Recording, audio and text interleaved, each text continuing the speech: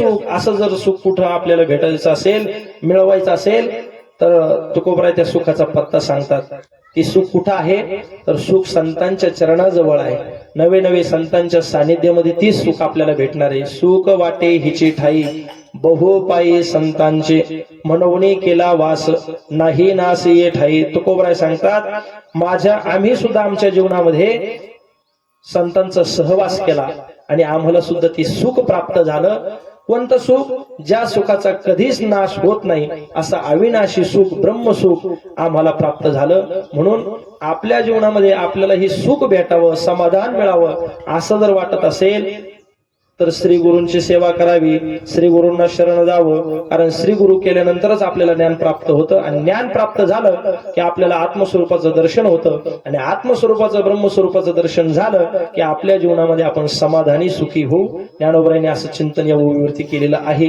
हे चिंतन असंच असेल असं मला सांगता येणार नाही, परंतु माझ्या बुद्धीनं मी याच्यावरती बोलण्याचा प्रयत्न करतोय. गुरु तेथ ज्ञान, ज्ञानी आत्मदर्शन, दर्शनी समाधान आथी जैसे. मग महाराज, श्री गुरु जर एखाद्याला भेटले नाही, तर ज्ञानोबरांची ज्ञानेश्वरी वाचायची, तुकोबरांची गाथा वाचायची, नाथ महाराजांचं भागवत वाचायचं. हे ग्रंथाचं पारायण, या ग्रंथाची सेवा केल्यानंतर सुद्धा आपल्याला तेच सुख भेटणार आहे. ज्ञानोबरांची ज्ञानेश्वरी वाचणं म्हणजे ज्ञानोबरांसोबत बोलणं आहे. तुकोबरांची गाथा वाचणं म्हणजे साक्षात तुकोबराय आपल्या सोबत बोलतात की काय असं वाटतं. एवढा गोड संवाद याच्यामध्ये असतो. आणि ते ग्रंथ वाचल्यानंतर काय ग्रंथाची ताकद आहे महाराज. मी नेहमी म्हणत असतो, ज्ञानेश्वरी गाथा हे आपल्या जीवनाचे उद्धार करणारे ग्रंथ आहे. हे सामान्य पुस्तक म्हणून नाही, साधू संतांनी निर्माण केलेले हे ग्रंथ आहे. आणि ते ग्रंथ तुमच्या आमच्या उद्धाराकरताच त्यांनी लिहून ठेवले. आपल्याला हे संत वाङ्मय तयार करून ठेवलं, जेणेकरून ते केल्यानंतर, त्याचं पारायण केल्यानंतर काय भेटतं. वेळ कमी आहे, त्यामुळं 2 मिनिटात थांबणार आहे. काय भेटतं ज्ञानेश्वरी वाचल्यानंतर, पारायण केल्यानंतर, त्याचं फळ सांगतो आणि याच ठिकाणी थांबतो. ज्ञानोबराय सांगतात, माझी ज्ञानेश्वरी जो वाचेल त्याला ज्ञानेश्वरी वाचल्यानंतर समाधी लागेल. एखादा खेचर पिशाच योनीचा जरी असेल, त्याने ज्ञानेश्वरी वाचली तर ज्ञानोबराय सांगतात त्याच्या अंतकरणाला अष्टसात्विक भाव प्राप्त होईल.